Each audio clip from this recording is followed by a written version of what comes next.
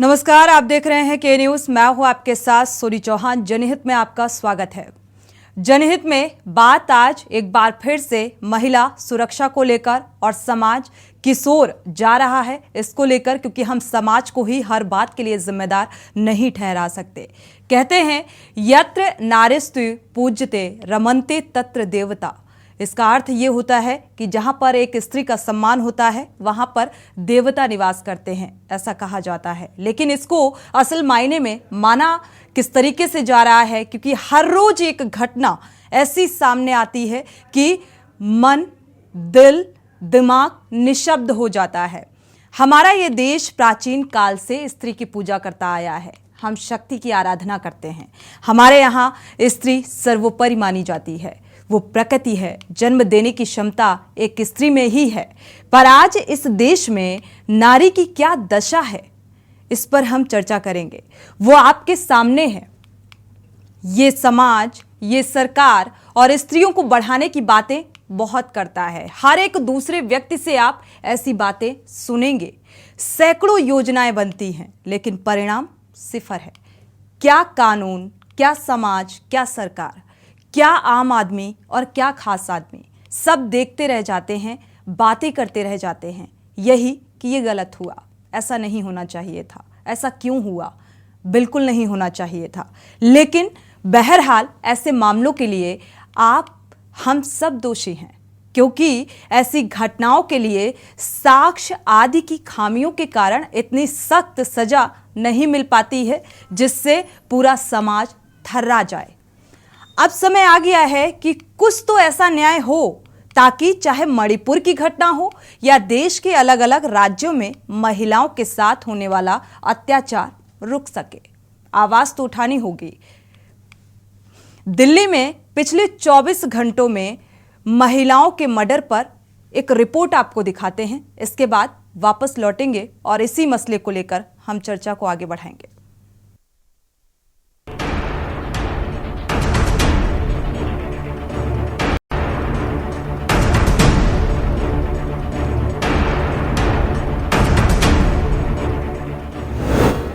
हत्या की वारदातों से कब दहली दिल्ली।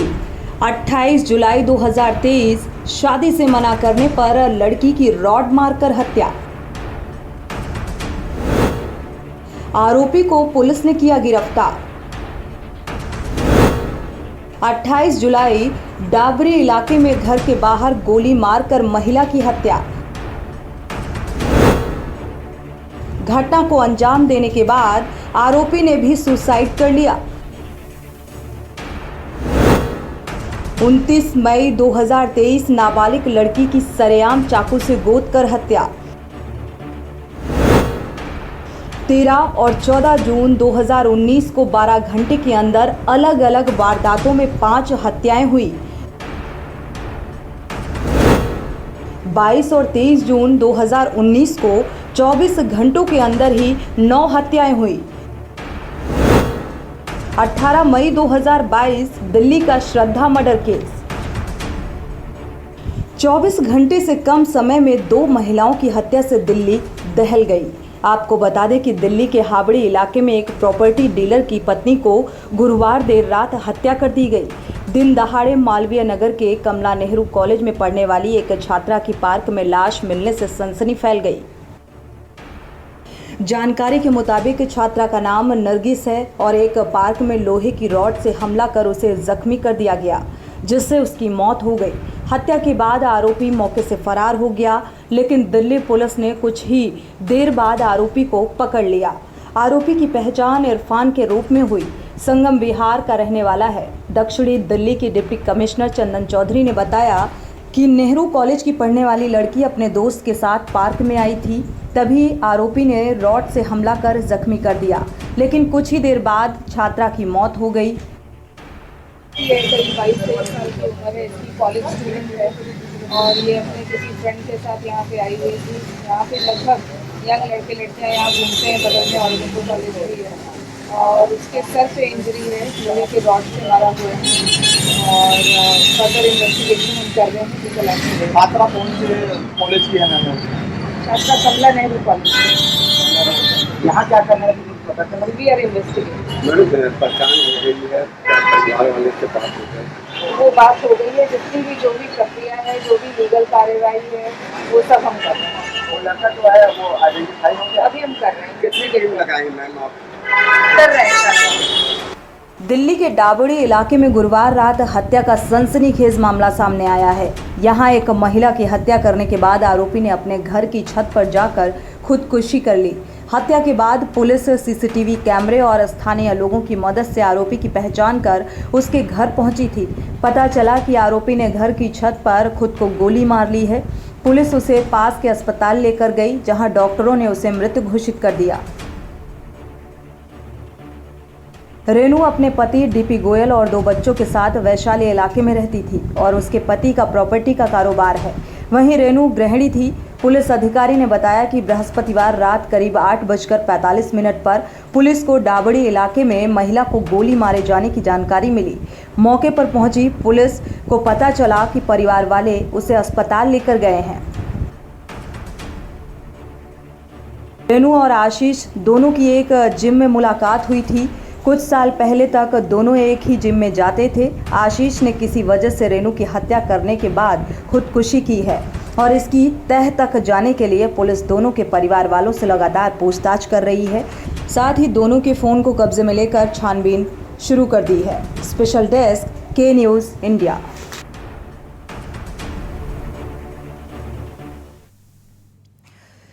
तो दरअसल मामला एक जगह का नहीं है। यहाँ पर लगातार पिछले कुछ अरसे से देखा गया है, दिल्ली में कई ऐसी घटनाएं सामने आई जिसको लेकर हर एक के जहन में एक नाराज़गी भी देखने को मिली।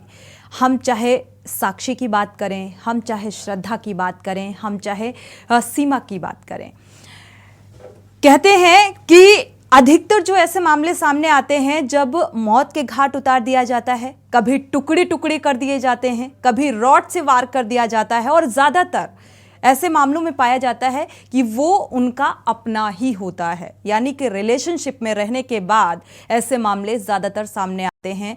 किसी का मंगेतर होता है, किसी का फ्रेंड होता है, किसी से किसी की शादी होने वाली होती है और इसके बाद आपसी मतभेद होते हैं और इस तरीके की घटनाएं सामने आ जाती हैं।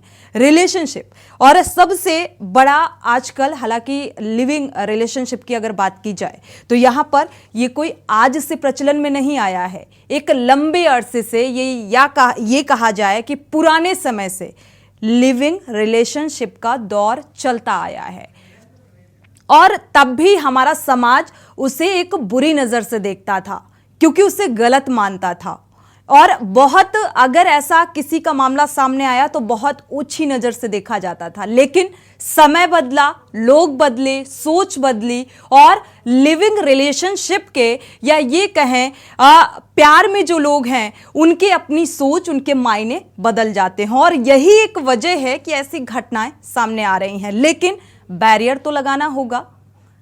कानून भी बने हैं, सख्त कानून बनाए गए निर्भया कांड के बाद से, लेकिन फिर भी ऐसे जो मामलों में है अंकुश लगता नजर नहीं आ रहा है। हर रोज एक निर्भया, हर रोज एक साक्षी ऐसे ही मौत के घाट उतारी जा रही है और जहां पर हम ये कहते हैं कि नारी को एक देवी के रूप में पूजा जाता है, लेकिन आज नारी का अस्तित्व कहां है, इसको लेकर हम चर्चा भी करेंगे। हमारे साथ प्रवेश शर्मा दिल्ली से संवाददाता भी जुड़े हुए हैं। दर्शकों की राय भी इस मामले को लेकर बेहद महत्वपूर्ण है। आखिर क्या वजह है, समाज में इतनी तेजी के साथ ये बदलाव क्यों, इसको लेकर अपनी राय साझा कर सकते हैं। प्रवेश शर्मा का रुख कर लेते हैं। प्रवेश, दिल्ली की जो घटना सामने आई, इस घटना से दिल्ली भी दहल गई है। क्या कुछ जानकारी, क्या कुछ अपडेट इस मामले को लेकर, क्योंकि लगातार प्रशासनिक स्तर पर छानबीन की जा रही है? जी बिल्कुल, देखिए जो आरोपी इरफान है वो गिरफ्तार कर लिया गया है। और सबसे बड़ी बात मैं आपको बता दूं कि छात्रा मात्र अभी 23 साल की उम्र की अभी पढ़ाई कर रही थी और ये कमला नेहरू ये कॉलेज है उसमें पढ़ाई कर रही थी। और सबसे बड़ी बात ये है कि अभी भी मुझे ऐसा लगता है कि जिस तरीके की जो तफ्तीश हुई है, जो सूत्रों के हवाले से खबर सामने आई है, उसमें बताया जा रहा है कि लड़की ने सिर्फ शादी से इनकार किया था। हालांकि दोस्ती कई दिनों से, मतलब कई सालों से चली आ रही थी, लेकिन इनकार शादी से किया था। उसके बाद ये सारी घटना को इरफान आरोपी है जिसने ये सारी घटना को अंजाम दिया।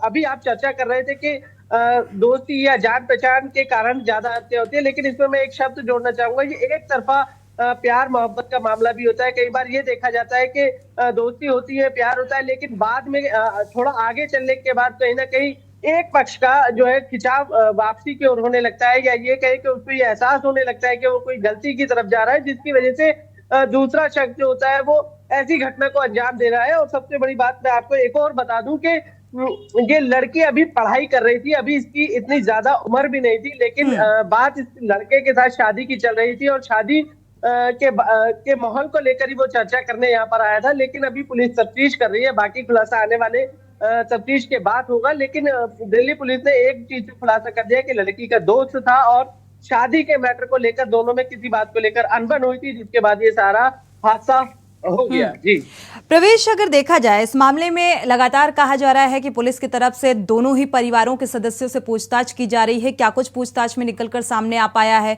और शादी से ऐतराज लड़की को ही था?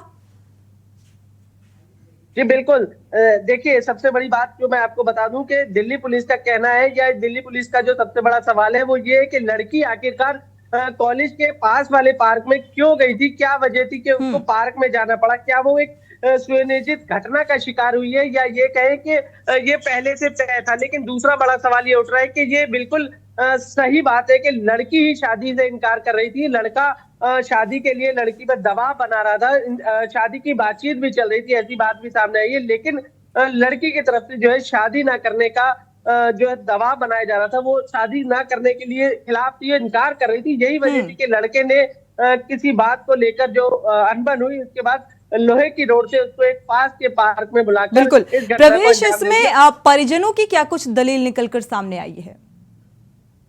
देखिए अभी परिवार के लोगों से तो किसी तरह से कोई संपर्क नहीं हो पाया, क्योंकि अभी हादसा में परिवार गम की दिशा में है। लेकिन सबसे बड़ी बात है, दिल्ली पुलिस का जो बयान सामने आ रहा है वो कहीं ना कहीं सवाल खड़ा कर रहा है। दिल्ली पुलिस का कहना है कि लड़की कॉलेज गई थी, कॉलेज थोड़ा सा अंतराल में है, लेकिन उसके बावजूद ये पास के पार्क में करने के आई थी और किसके बुलाने से आई थी, दिल्ली पुलिस इसी एंगल जांच कर रही है। सीसी फुटेज दिल्ली पुलिस के हाथ लग चुके हैं। प्रवेश, बिल्कुल सीसीटीवी फुटेज के आधार पर अब आगे की जो कार्रवाई है, जांच पड़ताल है, वो शुरू कर दी गई है। लेकिन यहाँ पर जैसे कि लड़के का जो नाम इरफान बताया, तो क्या लड़की का किसी धर्म और किसी मजहब से कोई बैर तो नजर नहीं आया?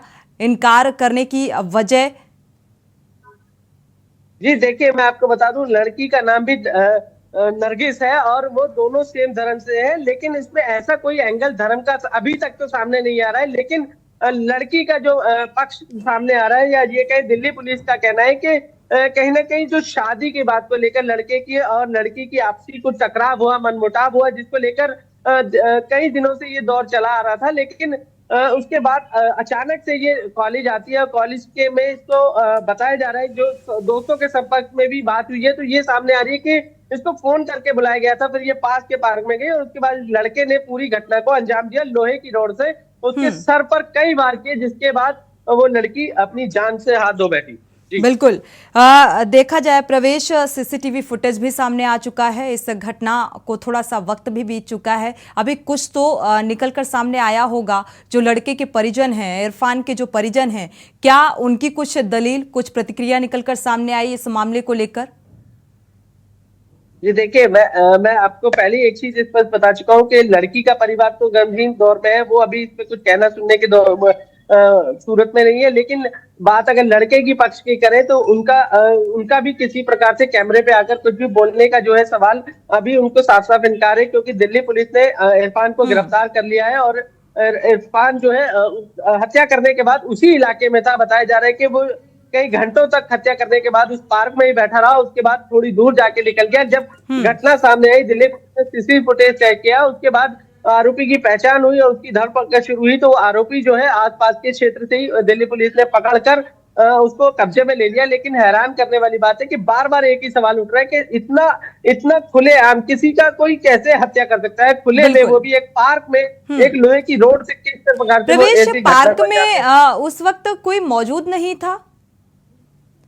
जी बिल्कुल, देखिए बताया जा रहा है कि ये पार्क अमूमन जो लड़के या लड़की या आस पड़ोसी जो कॉलेज में, विशेष तौर पर यहाँ पर बताया जा रहा है कि जो कॉलेज पढ़ने आते थे वो लड़के लड़की यहाँ पे अक्सर घूमने के तौर पर आते थे। इसके अलावा जो ये पार्क का एरिया है उसके आसपास के लोग भी इस पार्क में घूमने आते थे। और ऐसा नहीं है कि पार्क खाली था, पार्क पूरा हलचल से भरा हुआ था, लेकिन उसके बावजूद भी आरोपी ने इस पूरी घटना को अंजाम दे दिया। जी। किसी ने रोकने का प्रयास नहीं किया, किसी ने बचाने का प्रयास नहीं किया, किसी ने सवाल पूछने का काम नहीं किया। शुक्रिया इस तमाम जानकारी को साझा करने के लिए। और ये पार्क में लड़की जाती है, नरगिस नाम बताया जा रहा है, और इरफान पार्क में ही रॉड से हत्या कर देता है। उमेश जैन एक दर्शक जुड़े हुए हैं मेरठ से, राय साझा कर लेते हैं। उमेश जी, स्वागत है आपका, अपनी राय साझा कर सकते हैं। हेलो जी, सुरेश अवस्थी बोल रहे। जी माफ कीजिएगा सुरेश जी, अपनी राय साझा कर सकते हैं। हाँ सोनी जी, मैं ये बताना चाहता हूँ। जी हेलो जी, सुन पा रहे हैं आपको। जो ये दिल्ली की घटनाएं जो हुई हैं, इसी दरिंदा घटनाएं होती हैं जो पार्लियामेंट के सामने ऐसी हत्याएं हो जाती हैं और प्रशासन वहाँ का ध्यान नहीं देता है। पार्कों में घटनाएं हो रही हैं, जो लड़कियां लोगों को हत्या कर दी जाती हैं, इनमें प्रशासन को थोड़ा ध्यान देना चाहिए। सादी वर्दी में पुलिस लगाना चाहिए। ऐसे लोगों को तुरंत तत्काल गिरफ्तार करके जेल भेज देना चाहिए जो अंजाम देते हैं घटनाओं को। प्रशासनिक कार्रवाई भी काफी हद तक जिम्मेदार है इन आपराधिक घटनाओं को लेकर। शुक्रिया हमारे साथ जुड़ने के लिए और ये राय साझा करने के लिए। लेकिन सवाल ये भी महत्वपूर्ण है कि कब तक हम प्रशासनिक कार्रवाई को कोसते रहेंगे, कब तक हम सरकार को कोसते रहेंगे, कब तक हम कानून व्यवस्था को कोसते रहेंगे और कब तक हम समाज को कोसते रहेंगे। एक नैतिक जिम्मेदारी हर व्यक्ति को तो उठानी ही होगी, क्योंकि ये मामले जो लगातार बढ़ रहे हैं इसमें समाज भी उतना ही जिम्मेदार है और समाज में रह रहा हर एक व्यक्ति इसके लिए जिम्मेदार है। क्योंकि आज निशब्द हैं, क्योंकि जिस तरीके से ये घटना है, चाहे हम मणिपुर का जिक्र कर लें, एक तरफ तो हम चांद में पहुंच गए, तीसरा चंद्रयान लॉन्च कर दिया जाता है, और दूसरी तरफ हम जमीन में शर्मसार हो जाते हैं। उन्नाव से एक दर्शक राम जुड़े हुए हैं, राय साझा कर लेते हैं। स्वागत है आपका, अपनी राय साझा कर सकते हैं राम जी। पहले तो मैं आपके चैनल के जरा धन्यवाद देता हूँ जी। और मैं कहना ये चाहता हूँ कि हमारे वह जिस तरीके की दरिंदगी करते हैं लड़के, जो दरिंदगी है, मतलब जो है, क्योंकि मेरे पास भी 4 बेटियां हैं और हमको भी डर लगता है कि मेरी 4 बेटियां हैं। हम चाहते हैं जो एक कानून हमारे यहाँ भारत में होना चाहिए, पूरे जो है भारत सरकार से हमारी जो है आपके चैनल के माध्यम से कहना चाहता हूँ, ऐसे दरिंदों को जो है इनको ना तो जो है जेल होना चाहिए, इनको जो है तत्काल 24 घंटे के अंदर तो गोली या फांसी। तब अगर ऐसा कानून बाहर बना हुआ तो यहाँ क्यों नहीं बन सकता है? तो और चाहे कांग्रेस का हो, चाहे मतलब किसी पार्टी को सहमत एक बना के और ये कानून पास करवाएं। और ये पुलिस वाले बेचारे वो क्या करें, वो चौराहे पे यहाँ लगे, वो वहां लगे, तो उनकी गलती नहीं देते हैं, क्योंकि दरिंदा किस गली से निकल आएगा किसी ने देखा नहीं, बिल्कुल किस मोहल्ले से जाए किसी ने नहीं देखा, किसके घर में बैठा नहीं देखा।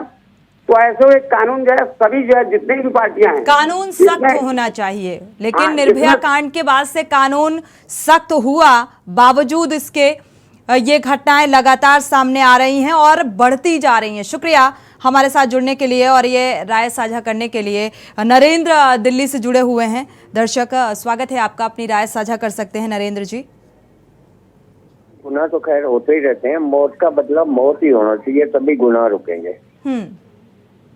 जी, शुक्रिया हमारे साथ जुड़ने के लिए और ये राय साझा करने के लिए। हमारे साथ खास मेहमान भी जुड़े हुए हैं, हाई कोर्ट की अधिवक्ता हैं प्रमिला पांडे जी, स्वागत है आपका इस चर्चा में शामिल होने के लिए।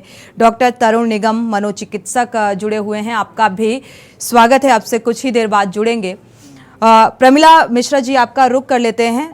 देखा जाए तो लगातार निर्भया कांड के बाद से जो कानून लाया गया, पॉक्सो एक्ट के तहत कार्रवाई होना, लगता है वो नाकाफी साबित हो रहा है। जिस तरीके से पिछले कुछ अरसे से देखा गया है कि ऐसी घटनाएं लगातार बढ़ रही हैं और ज़्यादातर अपने ही अपनों को मौत के घाट उतार रहे हैं। लिविंग रिलेशनशिप में रह रहे लोग, अगर शादी से इनकार कर दिया, दिल्ली की ये घटना सामने आ रही है जहां पर रॉड से हमला कर मौत के घाट उतार दिया। कानून में और कितनी सख्ती की जरूरत है? सबसे पहले तो आपको ये बता दें कि अधिवक्ता होने के साथ मैं एक औरत हूँ दूसरा एक सोशल एक्टिविस्ट हूँ। मैं समाज में सब घटनाएं देखती हूँ जिसको मैं बहुत बारीकी से समझने का प्रयास करती हूँ जी। और जब मुझसे आप बात करना चाहेंगे तो इस बात को भी ध्यान रखना पड़ेगा हमें कि समाज में क्या हो रहा है उसको भी हम आंख बंद करके नहीं रह सकते हैं। बिल्कुल। कानून आप कितना भी सख्त बना दें पर उसका पालन करने में और उसको अमल में लाने में हमारे आपका भी दायित्व तो बनता है। इस बात का भी हमें ध्यान रखना चाहिए। सब कुछ काम कानून करता रहे या पुलिस करता रहे ये सोच के हम आंख बंद करके बैठे रहे तो हमसे बड़ा मूर्ख कोई नहीं होगा। हम में और जानवरों में कोई फर्क नहीं रहेगा क्योंकि जंगल का भी कोई कानून नहीं होता है और समाज का भी कानून नहीं रह जाएगा। इस तरह से कानून आपके इतने सख्त बने हुए हैं, वहां पे अगर हम उनका अनुसरण करते हैं तो इस तरह की हरकतें ना हो। इस तरह की हरकतें होती हैं जैसे अभी आपके किसी दर्शक ने कहा हमारे भी 4 बेटियां हैं। 4 बेटियां हैं तो आपकी कब निकलती हैं, कब आती हैं, जाती हैं, या आप उनसे कितना करीब या कितना दिल के करीब है, आप उनसे भावनात्मक रूप से कितना जुड़े हैं, ये आपका भी दायित्व बनता है। सब कुछ कानून करे यही नहीं है। दूसरी बात, हमारी बेटियां कब निकलती हैं, कब आती हैं, कब जाती हैं, कहाँ देर हो गई, कहाँ रह गई, हम उतना इनको अपने दिल के करीब नहीं कर पाते कि वो अपनी अच्छी बुरी बातें बता पाए। हम लोग भी छोटे थे और कहाँ जाते थे, कोई घटना दुर्घटना होती थी तो उस रात में मदर फादर के साथ बैठ के बताते थे और आज के बच्चों में ये डर नहीं रहेगा। उसका एक कारण ये भी हो सकता है कि जो एकल परिवार होते चले जा रहे हैं कि हम अपने परिवार में आने के बाद में अपना बच्चा और माता पिता बस इतना ही को परिवार समझते हैं। हमारे घर में बुजुर्ग क्या है और उनकी अहमियत क्या है इसको ना हम अपने बच्चों को बता पाते हैं, ना उनको अच्छे संस्कार दे पाते हैं। उसमें चाहे लड़का हो चाहे लड़की हो, लड़के ने भी अगर ये घटना की है, अब यहाँ पे तो लव जिहाद नहीं आ रहा है ना, दोनों एक ही कास्ट के थे। लोग बोल देते हैं लव जिहाद लव जिहाद लव जिहाद करके हम लोग अपने आप को एक भूल में रखते हैं, वो भी चीज गलत है। बिल्कुल। तो दोनों एक आपके पास वापस लौटते हैं, दर्शक जुड़े हुए हैं, उनकी राय साझा कर लेते हैं। मुंबई से माही जी जुड़ी हुई हैं, स्वागत है आपका माही जी, अपनी राय साझा कर सकती हैं। हेलो जी, अपनी राय साझा कर मैडम नमस्कार जी। नमस्कार। जो यहाँ पर पार्क पे रॉड मार के हत्या की गई है लड़की की जी। हेलो जी, सुन पा रहे हैं, आपकी बात सुन पा रहे हैं, अपनी बात को पूरा कीजिए। जो पार्क में मार रॉड से हत्या की गई है मैम जी, इसके लिए तो वहाँ पर जनता भी दोषी है। बिल्कुल, शुक्रिया राय साझा करने के लिए, क्योंकि लगातार ये घटनाएं जो बढ़ रही हैं इसके लिए हम सब दोषी हैं और उतने ही दोषी हैं जितना हम ये कहते हैं कि कानून व्यवस्था लचर है। हमारे साथ एक और दर्शक जुड़े हुए हैं कानपुर से, गिरीश शुक्ला जी, स्वागत है आपका, अपनी राय साझा कर सकते हैं। मैं कहता हूं कि सरकार को इस ओर ध्यान देना चाहिए। सरकार ने काम वासना पे कानूनी तमाम पाबंदियां लगा दी हैं। अब ये पाबंदियां जो है काम वासना को रोक नहीं सकती हैं और काम सवार है इस समय मनुष्य पर, और चाहे वो लड़की हो चाहे लड़का हो, काम वासना सब में सवार है। मैं सरकार से अनुरोध करता हूं कोई लाइसेंस प्राप्त जो मैन्युफैक्चरर है उनके द्वारा लड़की और लड़का सत्यम रूप से उत्पन्न करावें और उसका रबड़ का बनावें और उनकी बिक्री बाजार में, खुले बाजार में खूब करवावें और उनसे कहें कि आप कानून तोड़ के जेल न जाएं, आप ले जाएं अपने कमरे में, जितना आपको जो कुछ करना है कर लें, कर लें, फिर अगले दिन कर लेना। कानूनी कार्रवाई को कितना जिम्मेदार मानते हैं? कार्रवाई बिल्कुल इसमें नहीं चल सकती है। भगवान शंकर को न रोक सके, विश्वामित्र को न रोक सके, हम लोग जो है बिला वजह की बातें। शुक्रिया राय साझा करने के लिए। बिहार से अगले दर्शक सुरेंद्र जुड़े हुए हैं, राय साझा कीजिए, स्वागत है आपका सुरेंद्र जी। सुरेंद्र जी, सुरेंद्र जी अगर आप सुन पा रहे हैं तो अपनी राय साझा कीजिए। अगले दर्शक प्रेम जी जुड़े हुए हैं चेन्नई से, स्वागत है आपका, अपनी राय साझा कर सकते हैं। हाँ नमस्कार मैम। हेलो जी नमस्कार मैम। मैं ये बोल रहा हूँ कि ये एक्चुअल में बुराइयां जो आ रही है ये हमारे पहले संयुक्त परिवार होते थे, संयुक्त परिवार से अभी एकल परिवार हो गए हैं और उनको संस्कार कुछ अच्छे नहीं दिए जा रहे हैं और नए संस्कार आने की अगले कुछ दिनों तक बात है। आप देखें तो देखा जाए कि 3 Ws, women, wealth and wine, इन 3 चीजों ने हमेशा अपना प्रभुत्व रखा है। जैसे वुमेन एक आदमी की प्यास कभी नहीं बुझती, वेल्थ धन से किसी आदमी की प्यास नहीं बुझती, वाइन पिए जाएगा उसकी प्यास नहीं बुझती। यही हाल हो रखा है। इसके लिए क्या है कि जैसे देखिए हमारे धन की चोरी करने वालों को पुलिस पीछे पकड़ती है, कानून बनाती है, पकड़ के लाती है। वैसे ही आप देखें तो ये होमिंग वाले को जो आ रहे हैं किससे रोज पुलिस पकड़ती है, कितने भी कानून बना ले कितनी पकड़ पाती है। ठीक है, आपकी बात से इत्तेफाक रखते हैं, लेकिन कहीं धर्म के नाम पर गला रेत दिया जाता है, कहीं मजहब के नाम पर गला रेत दिया जाता है, कहीं प्यार के नाम पर, प्रेम के नाम पर टुकड़े टुकड़े कर दिए जाते हैं। लिविंग रिलेशनशिप में रहने वाले लोग एक दूसरे की जान के दुश्मन बन जाते हैं और शिकार कौन? महिलाएं हो रही हैं। तो इसको लेकर सोचना तो होगा कि आखिर इस पर रोक लगेगी कैसे। लौटेंगे एक छोटे से ब्रेक के बाद। ब्रेक से वापस आ रहे हैं। दिल्ली एक बार फिर से दहल चुकी है। दर्शक जुड़े हैं, पहले उनकी राय साझा कर लेते हैं। हमारे साथ ब्रह्म कुमार निषाद जी जुड़े हुए हैं। स्वागत है आपका, अपनी राय साझा कर सकते हैं। हाँ, हेलो निषाद जी। हाँ, हम ये कह रहे हैं कि अभी जो है बहन जी कह रही थी जी कि मतलब जो है लड़कियों को माँ बाप को ध्यान देना चाहिए कि लड़की मेरी दिल्ली कोचिंग करने की तैयारी कर रही है, तो अब वो कोचिंग में जाएगी तो क्या हम उसके साथ घूमेंगे वहाँ तक? ठीक बात है, पॉसिबल नहीं होता कि हर वक्त एक पेरेंट्स अपने बच्चों के साथ रह पाएं, लेकिन हाँ थोड़ा सा निगरानी ज़रूरी होती है।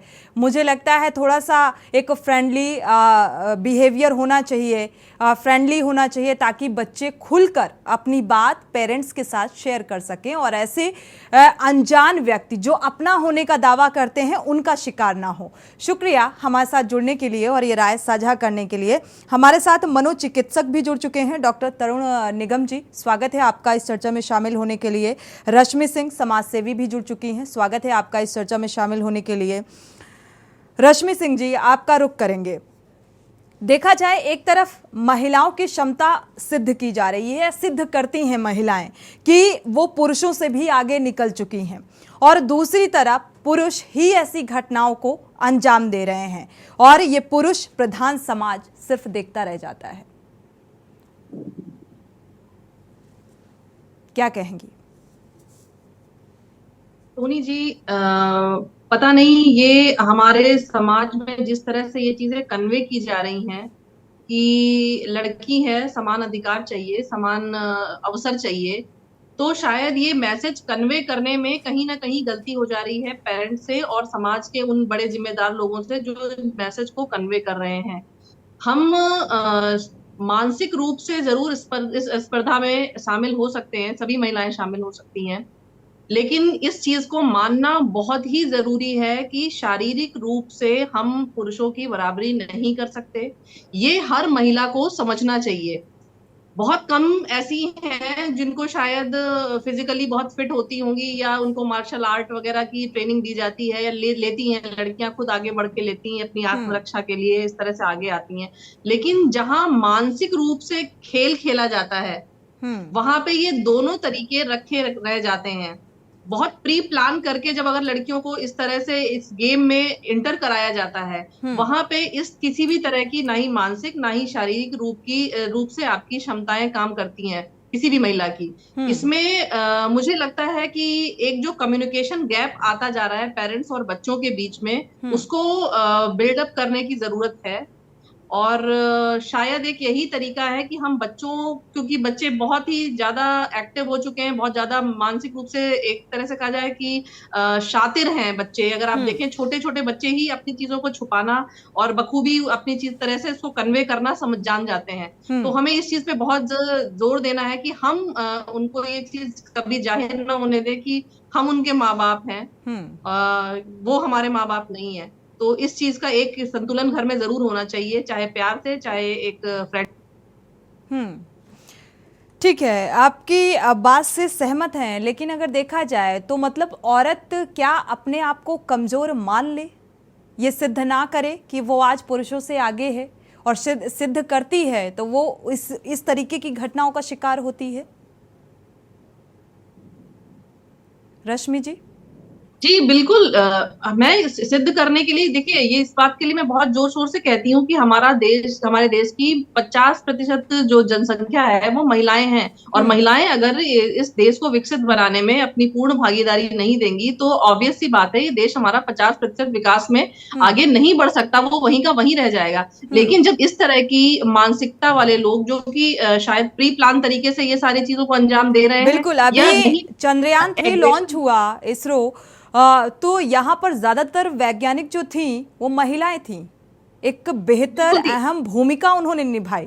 तो हम कैसे कह सकते हैं, हाँ आपने जिस बात का जिक्र किया कि मानसिक रूप से देखा जाए तो पुरुष ये मानते हैं कि हाँ हम बेहतर हैं, लेकिन वो बेहतर नहीं है। लेकिन आज लिव इन रिलेशनशिप में जो लोग रह रहे हैं, ज्यादातर जो ऐसे मामले सामने आते हैं, संबंध होते हैं, प्यार होता है, और वहां पर फिर जब तकरार होती है तो वहां पर मर्डर कर दिया जाता है, मौत के घाट उतार दिया जाता है। तो ये एक बैरियर इसमें लगना चाहिए, इस बात को आप मानती हैं? क्योंकि आप समाज सेवी हैं, मुझे लगता है समाज में भी किसी न किसी को तो ये पहल करनी होगी। नहीं, बिल्कुल बिल्कुल, मैं इस पक्ष में नहीं हूं, मैं इस सुप्रीम कोर्ट के भी इस फैसले के पक्ष में नहीं हूं कि इस तरह से पूर्ण रूप से स्वतंत्रता दी जाए। यदि इस तरह की पूर्ण स्वतंत्रता 18 वर्ष के उपरांत दे दी जाती है बच्चों को, फिर आगे आके जब इस तरह के केस सामने आते हैं तो फिर उसमें पेरेंट्स या हमारा समाज कहाँ से इन्वॉल्व हो जाता है, फिर इस समाज की कहाँ से कोई दायित्व बनता है। आज अगर हम सड़क पे किसी बच्चे को या किसी भी इस तरह के कपल्स को कोई गलत हरकत करने से रोकते हैं एज अ सिविलाइज्ड पर्सन, तो वो बच्चे इस चीज का हवाला तुरंत देते हैं कि हमें पूर्ण स्वतंत्रता है हमारे संविधान से, हमारे समाज से, हम इस तरह का कोई भी कदम बालिग उठा हैं, सकते आपको हैं। शादी करने का अधिकार है। एक ये भी है कि हाँ ठीक है, हम अपनी मर्जी से शादी का निर्णय ले सकते हैं, हम अपने मन चाहे लड़के के साथ शादी कर सकते हैं। अभी देखा बहुत सारे सुप्रीम कोर्ट के नियम निकल कर सामने आए, तो इनको हम कितना जिम्मेदार माने ऐसी घटनाओं को लेकर? हमारे साथ डॉक्टर तरुण निगम जी भी जुड़े हुए हैं, मनोचिकित्सक हैं। जो मनोदशा है, कितना तेजी से बदलाव देखने को मिल रहा है, और सबसे अहम बात कि यहाँ पर जो साथ में रहते हैं, जो साथ जीने मरने का वादा लेते हैं, वही जान के दुश्मन बन बैठते हैं। इतनी तेजी के साथ ये बदलाव तरुण जी क्यों, क्या वजह मानी जाए इसकी?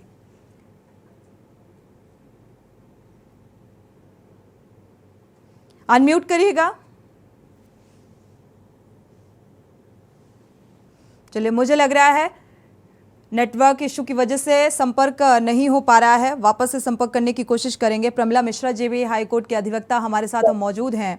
प्रमिला मिश्रा जी, आपका रुख कर लेते हैं, क्योंकि आज स्त्रियों का जो वजूद है वो मिटता जा रहा है। जिस तरीके से ये घटनाएं सामने आ रही हैं, ऐसा नहीं है कि लिव इन रिलेशनशिप पहले नहीं होते थे, आदिकाल से चले आ रहे हैं, लेकिन पहले ऐसे अपराध नहीं होते थे। इस तरीके से कोई राह चलते किसी की हत्या नहीं करता था, वो भी वो जो पहले अपना रहा हो।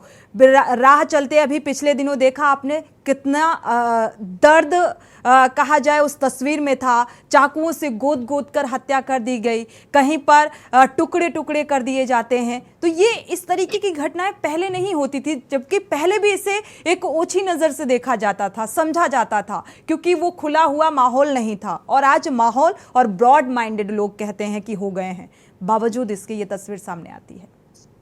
देखिए, अभी एंटी रोमियो स्क्वाड चलाया गया जो उत्तर प्रदेश सरकार द्वारा, उसका सबने विरोध किया, युवा वर्ग जितना था सबने विरोध किया। वहां पे नारी शक्ति का झंडा लेके भी लोग आगे आ गए, ये गलत है, ये गलत है, गलत है।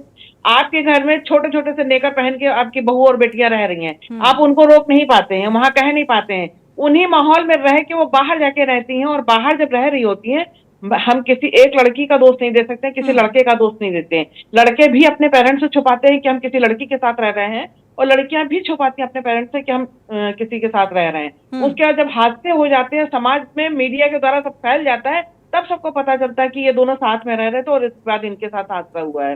अगर अभी किसी को आपत्ति थी कि हमने ये कहा, माँ बाप किसी के साथ पीछे नहीं जाते हैं, हमने सिर्फ ये कहा था भावनात्मक रूप से आप ऐसे जुड़िए कि वो अपनी छोटी से छोटी बात आपसे शेयर कर सकें, अच्छा क्या है, बुरा क्या है, आप एक पेरेंट होने के नाते आप उनको बता सकें। हमने सिर्फ इतनी बात कही, और वो हमने जायज कही है। अगर हम भावनात्मक रूप से अपने बच्चों से जुड़े होते हैं तो हमारे बच्चे सब बातें कहते हैं, अच्छी बुरी सलाह हम उनको दे सकते हैं, फिर वो भटकने से कुछ हद तक बच सकते हैं। दूसरी बात, समाज का दायित्व हम लोग सब कहने लगते हैं कि उस समय समाज का दायित्व नहीं था। सही बात है, क्या पार्क में और 10 लोग नहीं बैठे होंगे? उससे पहले जब कोई लड़का आया होगा, उससे पहले बातचीत कर रहा होगा, कुछ कर रहा होगा, अगर कोई टोक देता उनको तो यही लड़की सबसे पहले खड़ी होकर आपत्ति करने लगती कि आप कौन होते हैं बोलने वाला। ऐसा होता है, ऐसी घटनाएं हमने देखी हैं और हम व्यक्तिगत अपने अनुभव से ये बात कह रहे हैं कि उस समय लड़कियां चिल्लाने लगती हैं, आप कौन होते हैं, हम तो बालिग हैं। बालिग हो तो फिर ये घटनाएं हो जाती तो मोमबत्ती लेके हमको खड़े होने को मत कहो। उस समय तुम कहाँ चले जाते हो जब बालिग होते हो तब। और कोर्ट में भी ऐसे बहुत सुबह से शाम तक कम से कम 2 से 10 लोग आते हैं इस तरह के, जो 16 साल की 17 साल की उम्र में चली जाती हैं, लड़के के साथ रहने लगती हैं और अपने माता पिता रोते रहते हैं, उनके खिलाफ बयान देके खड़ी हो जाती है कोर्ट में। कोर्ट को मजबूर होकर उनके साथ भेजना पड़ता है कि जाओ के साथ रह रही हो जाओ। अब इसमें कोर्ट क्या करेगी? कोर्ट कानून ही तो बनाएगी, उसका अनुपालन करने के कानून लिए के आपको दायरे में permission दी रहकर ही जाएगी। काम किया जा सकता है और हर वक्त कानून को कोसा भी नहीं जा सकता है कि जो कानून बनाया गया है उसके तहत कार्रवाई की जा रही है, लेकिन उसके लिए हम सब जिम्मेदार हैं। हमारे साथ डॉक्टर तरुण मिश्रा जी भी जुड़े हुए हैं। आते हैं प्रमिला जी, आपका रुख करेंगे। तरुण मिश्रा जी का मनोचिकित्सक है, जान लेते हैं मनोदशा इंसान की उस वक्त कैसी होती है जब वो इस तरीके की हरकत कर रहा होता है, वो भी अगर शादी करने के लिए कहा और लड़की ने इनकार कर दिया तो आपने उसे मौत के घाट उतार दिया। और साथ ही प्रमिला मिश्रा जी जिस तरीके से कह रही थी तरुण जी, इस बात से आप कितना इत्तेफाक रखते हैं कि छोटे कपड़े पहनना ये वजह है ऐसी घटनाओं की, या फिर सोच में ही कोई दिक्कत है, मानसिकता में ही बदलाव है? परवरिश में दिक्कत है। परवरिश जो होती है बच्चों की आजकल, देखिए 3 टाइप की पेरेंटिंग स्टाइल्स होती हैं। एक होती है अथॉरिटेटिव, एक होती है अथॉरिटेरियन और एक होती है जिसमें कि बहुत लिबरल और फ्री बच्चों को रखा जाता है। जो अथॉरिटेरियन होती है वो ठीक होती है, अथॉरिटेटिव खराब होती है, जिसमें कि बच्चों को अगर बहुत भावनात्मक रूप से पैम्पर करके बड़ा किया जाए या बहुत डांट डपट के पैम्पर बड़ा किया जाए, दोनों ही केस में बच्चे जो हैं बहुत इमोशनली डिप्राइव फील करते हैं। जहां डांटा जाता है बच्चों को एक्सप्रेस करने से मना किया जाता है अपनी फीलिंग, बच्चे अपनी फीलिंग्स दबाते रहते हैं और नेगेटिव फीलिंग्स को शेयर करना सीख ही नहीं पाते हैं। फिर ये बच्चे अपने पेरेंट्स से कभी क्लोज नहीं होते हैं, बाहर जाते हैं, बाहर उनके फ्रेंड्स या कोई लव, कोई अफेक्शन शो करता है तो वो उनसे क्लोज हो जाते हैं। तो ये जो पेरेंटिंग स्टाइल है जो कि ट्रेडिशनल वैल्यूज के साथ चलती है, जहां पे कि बच्चों को शुरुआत से बहुत वैल्यू सिस्टम के साथ चलाया जाता है और छोटी सी बात पे बहुत दंडित किया जाता है, वो गलत है। फिर एक दूसरी होती है जिसमें उनको बिल्कुल लाड़ प्यार, हर बात उनकी मानी जाती है ना। तो वो जो टाइप की पेरेंटिंग होती है उसमें बच्चा जिद्दी हो जाता है, वो अपने माँ बाप से प्यार भी बहुत करता है, लेकिन वो अगर उसके मन की चीज ना हो या लाइफ में आगे वो फेल होता है तो उसका दोष भी अपने माँ बाप को देता है। तो वो मानसिक रोग अलग प्रकार के आगे जाकर के नजर आते हैं। और इन बच्चों में, जो बच्चे आजकल बड़े हो रहे हैं, उनमें इमोशनैलिटी बहुत ज्यादा है। तो हम लोग आजकल देखते हैं 2-3 चीजें, एक बहुत इमोशनल हो चुके हैं बच्चे और वो अपनी फीलिंग शेयर नहीं कर पा रहे हैं। दूसरा है ओवर थिंकिंग करते रहते हैं। कोई भी बात होती है उनके दिमाग में लग जाती है तो हटती नहीं है, तो दिमाग में चलती रहती है। फिर वो शेयर करना भी नहीं जानते हैं। आजकल सोशल मीडिया के कारण, और जो मिलेनियल्स हैं, जो 2000 के बाद के बच्चे हैं, तो इस समय डेवलप हुए हैं। जो हम लोग का जनरेशन था, हम लोग बात करना जानते थे। अगर हम ट्रेन में जा रहे हैं, बस में जा रहे हैं, हम 4 लोगों से मिलके बात करते थे। अब आजकल वो अपॉर्चुनिटी, आप ट्रेन में जा रहे हैं, आप जानते भी नहीं बगल में कौन है। आप जिस मोहल्ले में रहते हैं आपको पता भी नहीं है, महीने तक बात ही नहीं होती बगल में कौन रहता है। तो जो आइसोलेशन हुआ है ह्यूमन बीइंग का, तरुण जी आपने देखा होगा ऑनर किलिंग के भी मामले लगातार बढ़ते जा रहे हैं।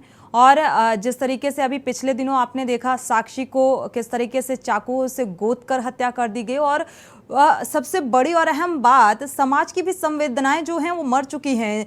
हर एक व्यक्ति वहां से गुजर रहा होता है लेकिन कोई भी रोकने की जहमत नहीं उठाता है। तो ये जो इस तरीके की घटनाएं सामने आ रही हैं, इसको लेकर हम टेक्नोलॉजी को कितना जिम्मेदार माने? अभी आपने और भी खबरें सुनी होंगी, कोई पाकिस्तान की सरहद को पार करके प्यार में आ जाता है, कोई किसी को पबजी से प्यार हो जाता है। तो ये सारी चीजों को हम कितना जिम्मेदार माने? देखिए, एक दिमाग होता है जो लॉजिकल होता है, एक दिमाग होता है जो इमोशनल होता है। जो लॉजिकल ब्रेन है वो सही निर्णय लेने सिखाएगा आपको बताएगा कि आपके माँ बाप ने जिंदगी भर आपसे प्यार किया है। आपके बचपन में आप बुखार होता था, आपको अस्पताल ले जाना, पॉटी साफ कराना, आपके डायपर चेंज कराना, उन्होंने किया होगा ना, तो वो प्यार नहीं था क्या? अब वो बड़े हो गए हैं, आपको वो प्यार नजर नहीं आता, उनकी बातों में कमियां, उनका अगर वो कोई आपकी इंप्रूवमेंट के लिए बता रहे तो आप उसको नाराज हो जाते हैं, एग्रेसिव हो जाते हैं, पेरेंट्स की फीलिंग नहीं समझ पाते हैं। तो जो बच्चे हैं वो इमोशंस को इतना हैंडल नहीं कर पा रहे हैं कि वो फिर किसी पे भी बड़ी जल्दी भरोसा कर लेते हैं, बहुत जल्दी रिलाय कर लेते हैं उनपे, और अपने पेरेंट्स को एंटी मानने लगते हैं। तो जो ये केसेस हो रहे हैं जहाँ पे लिव इन हो रहा है, जैसे आपने बताया, या जैसे कि अपने पेरेंट्स के खिलाफ ही वो गवाही दे देते हैं, पेरेंट्स मना कर रहे हैं लेकिन फिर भी वो अपने ही पेरेंट्स को जो है दोषी ठहरा देते हैं। यहाँ बच्चों के मन में धीरे धीरे निगेटिव भावनाएं बढ़ती जा रही हैं, मन में अंदर गुस्सा बढ़ता जा रहा है पेरेंट्स के प्रति, और वो रिजॉल्व नहीं हो रहा क्योंकि फैमिली में कम्युनिकेशन गैप है। ठीक है, या तो आप एक्सट्रीमली प्यार करते हैं, उसकी हर चीज की जिद मानते हैं, या फिर आप उसको रोकने लगते हैं, लेकिन एक्सप्लेनेशन नहीं है।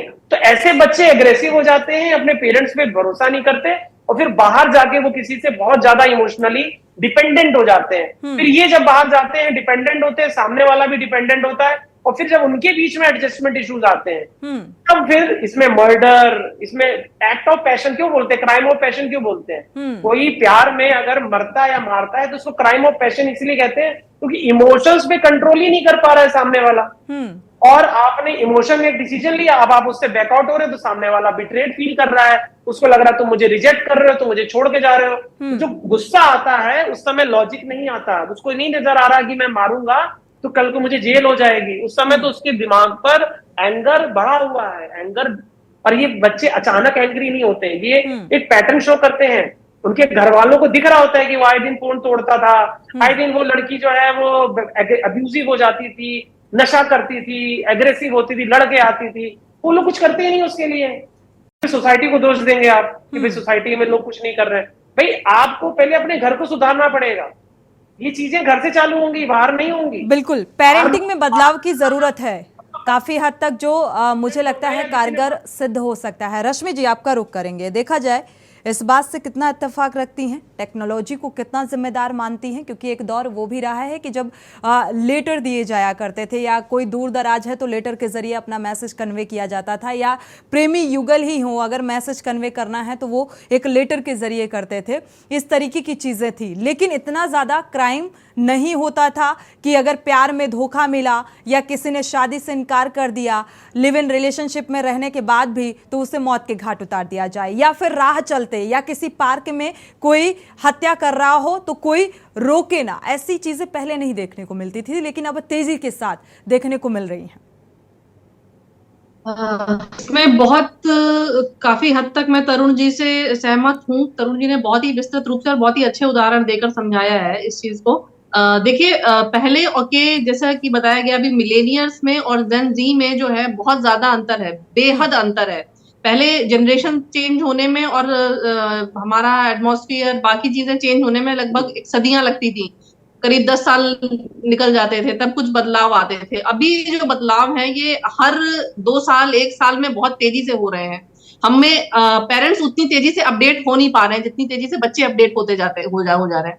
तो ये चीजें सबसे बड़ा सामंजस्य यही बिठाना है पारिवारिक रूप से, पहले तो कि पहले बच्चे और पेरेंट्स के बीच में ये कम्युनिकेशन कैसे होगा, कैसे हम उन्हें ट्रेस कर पाएंगे कि बच्चे की लाइफ में क्या चल रहा है, और हम अपनी बातों को बहुत ही धैर्य पूर्वक उनको कन्वे कर पाए कि हम क्या चाहते हैं, क्या तुम्हारी लाइफ में शायद क्या गलत हो रहा है, या बच्चों के पास जो क्वेश्चन होते हैं, क्यूरीज होती हैं, वो अपने ही एज ग्रुप के साथ सॉल्व करना चाहते हैं, वो डिस्कस नहीं करना चाहते अपने से बड़ों से या पेरेंट्स से। तो ऑब्वियस सी बात है कि वो उनके बराबर के जो मानसिक स्थिति के लोग हैं वो उन्हें वही सलाह देंगे जो उनके लिए उचित उनको लगेगा, और वो समाज के लिए बिल्कुल उचित नहीं है। और जैसे आने वाली जनरेशन इतनी बुरी तरीके से एग्रेसिव हो रही है, मैं आए दिन देखती हूँ छोटे छोटे बच्चे, 5th क्लास 4th क्लास के बच्चे, मेरे बच्चे के साथ ही ये इंसिडेंट अभी बहुत हाल में हुआ है।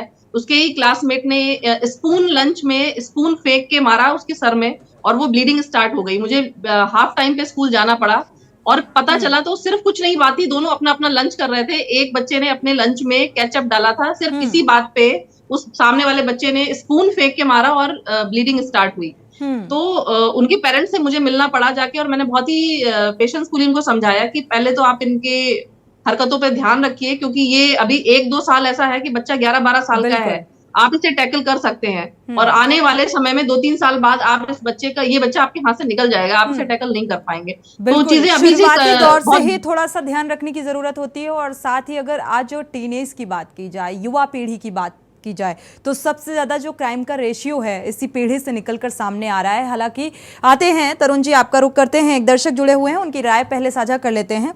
जय किशन तिलवानी जी हैं, राजस्थान से जुड़े हुए हैं, स्वागत है आपका, अपनी राय साझा कर सकते हैं। अहमदाबाद गुजरात जी जी, अपनी बात को रखिए। हाँ जी, अहमदाबाद कलवानी, अहमदाबाद से बोल रहा हूँ। जी जी, अहमदाबाद से आप बोल रहे हैं, अपनी राय साझा कर सकते हैं जय किशन जी। जी देखिए मैडम, मैं दिल्ली में हजारों बार आया हूँ, महीनों महीने 2-2 महीने भी रहा हूँ।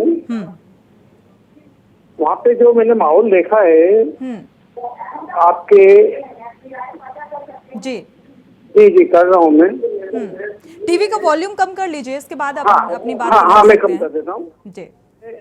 हजारों बार दिल्ली आया हूँ आपके, दिल्ली का जो मैंने माहौल देखा आपके यहाँ, हर पान के गल्ले पे कारों में लोग हुक्का पी रहे हैं, कांच बंद करके, क्या। और आपका दिल्ली का जो वातावरण है, मैं किसी पार्टी के थ्रू नहीं बोल रहा हूँ, या भाजपा या कांग्रेस या किसी के खिलाफ नहीं बोल रहा हूँ। मैंने जो देखा है मैं आपको वो बता रहा हूँ। मैंने राजौरी गार्डन के बाहर देखा, हर पान के गल्ले लेके, कहीं भी पान के गल्ले थे, हम यहाँ पान के गल्ले बोलते हैं पान की दुकानों को, वो लोग कारों में हुक्का पी रहे हैं, क्या। और इतना घरों में जुआ चल रहा है, क्या, रात भर मैंने अपनी आंखों से देखा है जी। और हालात ये हुए दिल्ली के, तो मेरे को तो ऐसा लगने लगा है कि शायद दिल्ली में जो इतनी छूटें दी गई है, लड़कियां भी इतनी फ्री चल रही हैं, और जो वहाँ पे जो माहौल है, मैं समझ रहा हूँ बिल्कुल ऐसा जो माहौल बना हुआ आपकी बात से लग रहा है, और ये भी काफी हद तक जिम्मेदार है ऐसे अपराध को अंजाम देने के लिए। शुक्रिया हमारे साथ जुड़ने के लिए और ये राय साझा करने के लिए। डॉक्टर तरुण निगम जी, आपका रुख करेंगे। जैसा कि ये दर्शक हमारे जुड़े हुए थे, अहमदाबाद से जुड़े हुए थे, इन्होंने कहा कि दिल्ली का जो माहौल है, हालांकि हम नेशनल लेवल की बात कर रहे हैं क्योंकि क्राइम लगातार बढ़ता जा रहा है और दिल्ली से अधिकतर घटनाएं सामने आती हैं। आज जो वाकया सामने आया है दिल्ली का ही वाकया है। तो इन्होंने कहा कि दिल्ली में हर एक छोटी पान की दुकान में हुक्का पिया जा रहा है या बंद शीशे के अंदर ये सब चल रहा है, और हम किसी राजनीतिक पार्टी को इसके लिए दोष नहीं देते, ये भी इसके लिए जिम्मेदार है कहीं ना कहीं। नहीं, मैं इससे डिसएग्री करता हूँ। देखिए, पहली बात समझिए, दिल्ली एक मेट्रोपॉलिटन सिटी है। वहां पे बच्चे, यूथ पढ़ाई करने के बाद जॉब के लिए आते हैं। उनके पास पैसा होता है और उनके पास फ्रीडम होती है। उनके पास पेरेंट्स नहीं होते हैं मॉनिटर करने के लिए। पेरेंट्स तो यूपी, बिहार, एमपी, राजस्थान सब जगह बैठे हैं, वो अपने घर में हैं। बच्चों को वहां फ्रीडम मिलती है, पहली बार पैसा मिलता है, और सबसे बड़ी बात है, रिलेशनशिप बनाने का जो तरीका था वो 20 साल में चेंज हो गया है। 2011 में टिंडर आया है इंडिया में, और टिंडर ने आकर के पूरी रिलेशनशिप बनाने की जो कल्चर था उसको फास्ट फूड वाला कर दिया। अब आपको इमोशंस की जरूरत नहीं है। अब आप, और दूसरा जनरेशन में अब ये चीज आ गई कि अगर मैंने ये काम नहीं किया और मेरे दोस्त ने कर लिया तो मैं मिस आउट कर रहा हूँ। Fear of missing out, FOMO कहते हैं। तो आजकल बच्चों में ये भी आ गया है, तो अगर दूसरे ने टिंडर का अकाउंट बनाया तो मुझे भी बनाना है, मेरे भी रिलेशनशिप होने चाहिए। और यहीं पे आप समझ नहीं रहे हैं, ये सिर्फ एक सेक्सुअल रिलेशनशिप बनाने वाली बात नहीं है, इसमें इमोशंस इन्वॉल्व होंगे। आप कैजुअल भले ही हैं लेकिन वो कैजुअल है नहीं। और फिर जब आप इमोशनली इन्वॉल्व हो जाते हैं, फिर आप सामने वाले को रोकते टोकते हैं, उसकी फ्रीडम की बाउंड्रीज को तोड़ते हैं, और फिर लड़ाइयां होती हैं। इसी में क्राइम हो रहा है। आपको इन छोटे शहरों में नहीं दिखेगा क्योंकि यहाँ पे अपॉर्चुनिटी नहीं है, यहाँ पे वो जॉब्स नहीं है। बच्चे, वो पहले मुंबई में होता था, अब दिल्ली में हो रहा है। अभी आप देखेंगे बैंगलोर में है, हैदराबाद, जो मेट्रो सिटीज है जहां बाहर से बच्चे आ रहे हैं, वहीं भी ये क्राइम्स है। इसका टेक्नोलॉजी और समाज में जो चेंज आया है, और एक जो मेल एंड फीमेल के मिलने का जो तरीका है वो चेंज हो गया है टोटली। वैल्यूज चेंज हो गए हैं।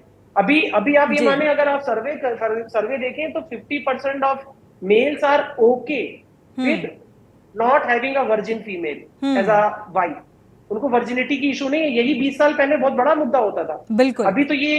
अभी आप अगर 10 लोगों को उठाओ, सिर्फ 5 या 6 लोग बोलेंगे कि ये तो कोई कंफर्म कर ही नहीं सकता कि कोई वर्जिन मिलेगी कि नहीं। तो ये माइंडसेट चेंज हो रहा है, रिलेशनशिप बनाने का तरीका। और सेक्स एजुकेशन में तो कोई बात होती नहीं है। हम लोग का जो समाज है, जो एजुकेशन सिस्टम है, उसमें सेक्स एजुकेशन के बारे में बोलना टैबू है। बिल्कुल। तो बच्चे वो कहाँ से सीखेंगे? वो एबनॉर्मल चीजें सीखेंगे अपने ही जैसे लोनली और अध कचरे नॉलेज वाले दोस्तों से। वहां पे दिक्कत होती है कि वो जो नॉलेज मिलती है वो बहुत खराब होती है। बिल्कुल। वो इंटरनेट से ली हुई होती है, वो कहाँ से ली हुई होती है, you can just imagine. Totally I agreed. हमारे साथ प्रमिला मिश्रा जी भी जुड़ी हुई हैं। प्रमिला जी, देखा जाए अब जिस तरीके से जो चीज़ें निकल कर सामने आ रही हैं, लेकिन अब क्या ये सवाल जायज़ होगा करना कि इस पर अंकुश लग पाएगा? क्योंकि मुझे नहीं लगता, क्योंकि हर काम ना तो समाज करेगा, शुरुआत घर से होनी चाहिए, एक बेटर पेरेंटिंग होनी चाहिए, और कहीं ना कहीं चूक हो रही है। और इसके लिए हम पर्टिकुलर कानून को भी दोषी नहीं ठहरा सकते, क्योंकि हर चीज़ एक कानून के दायरे में हो रही है। और हम चिल्ला चिल्ला कर ये कहते हैं, हाँ कई बार ये देखने में आता है कई मामलों में कि प्रशासनिक स्तर पर हिला हवाली बढ़ती जाती है, लेकिन अब सवाल यही है सबसे महत्वपूर्ण कि कैसे अंकुश लगेगा। अभी पेरेंट्स हैं या बच्चे हैं, दोनों जरूरत से ज्यादा महत्वाकांक्षी हैं। सबसे बड़ी बात तो ये, महत्वाकांक्षा होना बुरी बात नहीं है, बच्चों को स्वतंत्रता देना बुरी बात है, स्वच्छंदता देना बुरी बात है। आप उनकी केयर करिए, प्यार दीजिए, उनकी मान मनौती करिए, उनकी जरूरतें पूरी करिए, पर उनसे ना सुनने की आदत भी उनको डालिए। आप जो चीज होती है आपने तुरंत मुहैया करा दी, आज आपके हाथ में है, कल आपके पास नहीं होता है। फिर आप जब नहीं दे पाते हैं वो चीजें, तो उसके लिए वो गलत तरीके अपनाने जाते हैं बाहर, और 4 लोगों से बात करते हैं। कुछ ऐसे होते हैं जिनके माँ बाप के पास पैसा बहुत होता है और टाइम नहीं होता है, तो वो दूसरे रंग से उनकी परवरिश होती है नौकरों के साथ में। नौकरों के साथ जो बच्चे पाले पोसे जाते हैं, तो उनकी मानसिक स्थिति में, और माँ बाप जिनकी पेरेंटिंग करते हैं अपने गार्जियंस के साथ में, उनकी पेरेंटिंग में बहुत बड़ा फर्क होता है। ये हमने अपने आसपास बहुत अच्छी तरह से देखा है। उसके बाद में हमारी महत्वाकांक्षाएं इतनी बढ़ जाती है अपने बच्चों से, जिसके लिए हम पूरा करते करते इतना परेशान हो जाते हैं कि बच्चों को हाँ ना अच्छा बुरा समझाने का हमारे पास वक्त ही नहीं होता है। बच्चे ने कोई सवाल पूछी, अपनी माँ से पूछ लो, माँ के पास गया, अरे तू अपने पापा के पास जा, मेरे पास समय नहीं, अभी ऑफिस का काम भी करना और अब ये भी करना वो भी करना। इस तरह से जो माँ बाप करने लगे वो चीज गलत है। उनको ये चाहिए कि अपने 10 काम छोड़ दो, तुरंत बच्चे के सवाल का जवाब दो, उसके पास बैठो, उसको सिर्फ ये लगे कि हमको कहीं कुछ नहीं पता चलेगा। बिल्कुल, एक फाइनल कमेंट ले लेते हैं। डॉक्टर तरुण निगम जी, आपका फाइनल कमेंट चाहिए, क्योंकि ये जो इतनी तेजी के साथ मानसिक तौर पर बदलाव देखने को मिल रहा है, और खासतौर पर युवा पीढ़ी और टीनेज का अगर जिक्र करें, तो ये इसमें बदलाव, एक पॉजिटिव बदलाव कैसे आएगा, कैसे संभव है? एक चीज है जो हमेशा कांस्टेंट है, वो है बदलाव। तो बदलाव तो होना ही है, सोसाइटी बदलेगी। ये बदलाव नहीं, बदलाव अच्छे होते हैं तो अच्छा लगता है, लेकिन इस तरीके के बदलाव काफी घातक सिद्ध होने वाले हैं आने वाले समय के लिए। बदलाव में हमेशा दिक्कतें होती हैं। हमें ये देखना है कि जो हमारा फैमिली स्ट्रक्चर था, जो हमारे ईस्टर्न सोसाइटी, जो वेस्टर्न से अलग, जो हमारी ईस्टर्न सोसाइटी का जो कल्चर था, उसको हमें थोड़ा सा इंडोर्स करना चाहिए, उसको प्रमोट करना चाहिए। हम पूरा कॉपी ना करने लग जाए वेस्टर्न कल्चर को, और उसमें हम फैमिली वैल्यूज, ट्रेडिशंस, और जो फैमिली में एक जो जनरेशन में लोग रहते थे और उसकी वैल्यू करें। हम क्या कर रहे हैं, वेस्टर्न सोसाइटी को फॉलो कर रहे हैं, जहाँ शादी हुई बाहर चले जाओ, पेरेंट्स से, घर से अलग हो जाओ और इंडिपेंडेंट रहो। इंडिपेंडेंट रहने के चक्कर में हम चाइल्ड केयर के बारे में भूल जाते हैं कि उस बच्चे को इमोशनल नीड जो होगी वो आप पूरी नहीं कर पाओगे एज अ हस्बैंड वाइफ। अब आप लोग जो मिलेनियल्स हैं वो तो दोनों जॉब करने वाले हैं, बिल्कुल। तो चाइल्ड केयर कौन करेगा, बच्चे की केयर कौन करेगा? दाई करेगी, वो तो नहीं अच्छा कर पाएगी, इमोशनली तो वो प्रोवाइड नहीं कर पाएगी जो सपोर्ट चाहिए। तो उस स्ट्रक्चर को अगर मेंटेन करते हुए प्रोग्रेस किया जाए, तो मुझे लगता है कि ये चीजें, घटनाएं बहुत कम हो जाएंगी। शुक्रिया इस चर्चा में शामिल होने के लिए आप सभी मेहमानों का। रश्मि सिंह जी, आपका भी बहुत बहुत शुक्रिया। तरुण जी, आपका भी, और प्रमिला मिश्रा जी, आपका भी बहुत बहुत शुक्रिया। लेकिन इस विचार विमर्श के बाद सवाल आप सभी से सिर्फ एक ही है कि आज हमारा जो समाज है वो किस दिशा में जा रहा है, स्त्रियों की जो हैसियत है, जो वजूद है, वो कहाँ पर है? क्योंकि लगातार इसमें जिम्मेदारी हर एक व्यक्ति की बनती है, लेकिन यहाँ पर देखा जाए तो इसकी शुरुआत एक अपने ही घर से करनी होगी। और यहाँ पर कमी देखी जा रही है पेरेंटिंग, यानी कि जो संस्कार हैं वो बेहतर, उनमें एक बदलाव तो देखा जा रहा है, लेकिन ये बदलाव आने वाले समाज के लिए घातक सिद्ध होने वाला है। इसी के साथ इस खास कार्यक्रम में इतना ही। आगे खबरों के लिए आप देखते रहिए के न्यूज़ इंडिया।